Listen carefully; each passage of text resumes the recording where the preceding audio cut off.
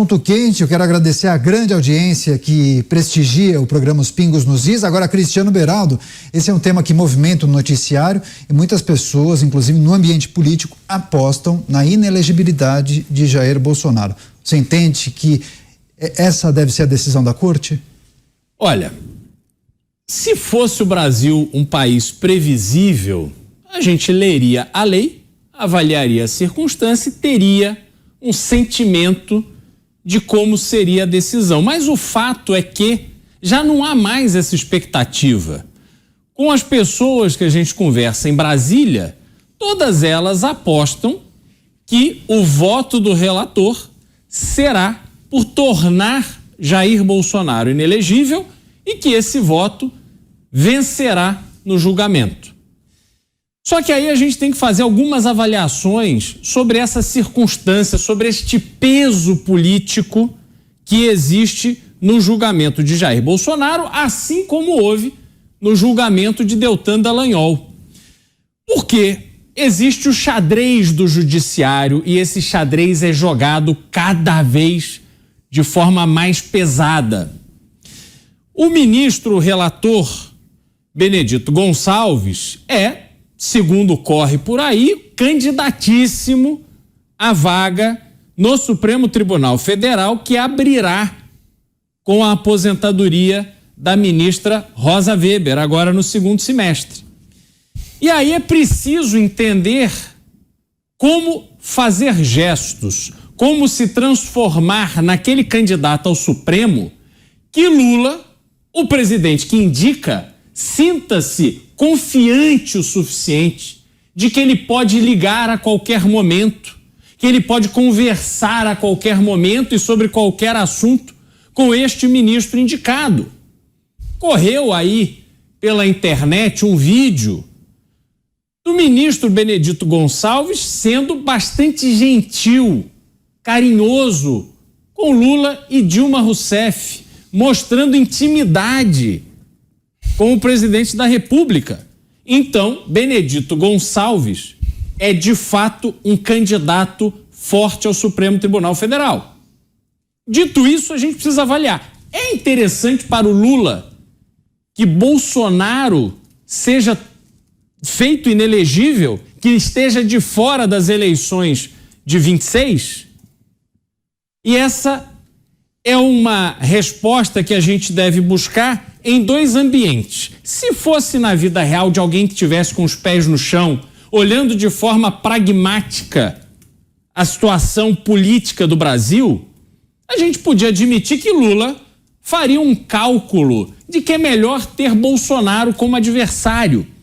Bolsonaro, que independente desse julgamento, vai ter que lidar com uma série de desafios na justiça e muito provavelmente chegaria, se elegível estivesse, chegaria a 2026 com desgaste. Seria mais fácil para Lula e o PT vencerem a disputa com ele.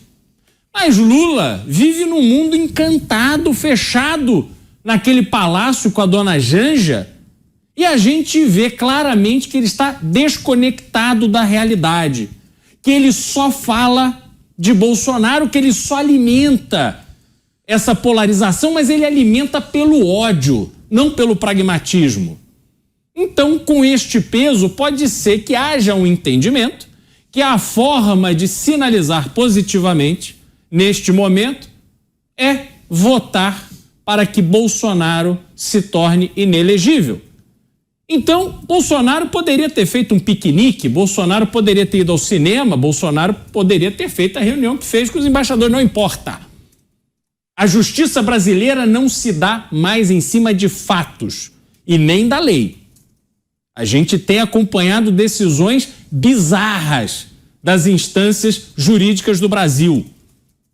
E é interessante a gente observar que a discussão aqui é que Bolsonaro atentou contra a democracia. Mas aí eu pergunto a você, há atentado maior contra a democracia do que usar dinheiro de corrupção para fazer campanha política, como Lula, o PT e seus apoiadores fizeram no passado? A Lava Jato mostrou tudo. Os valores, de onde saíram, para onde foram, como é que foram usados. delações, extratos bancários, milhões achados em malas. E aí o que aconteceu? Não, isso aqui não é caso, se o dinheiro foi usado para eleição, é caso para justiça eleitoral. E aí a gente vê como é que está o Brasil. Esses casos que foram para a justiça eleitoral, que claramente atentam contra a democracia brasileira, estão lá andando a passos de tartaruga. A um passo que este encontro com os embaixadores, em coisa de 1 ano, já está sendo definido. O que quer a justiça eleitoral brasileira? Qual é a mensagem que a justiça eleitoral brasileira quer passar para a sociedade? É de que efetivamente zela pela democracia? Porque se assim fosse, teria já condenado essas pessoas que usaram dinheiro de corrupção, roubaram a Petrobras, roubaram empresas públicas, roubaram em licitações para poder ter vantagem no processo eleitoral, ter vantagem financeira sobre seus adversários e nos condenar como sociedade a sermos administrados pela esquerda, pelo Lula, pela Dilma, pelo PT, como fomos até 2016.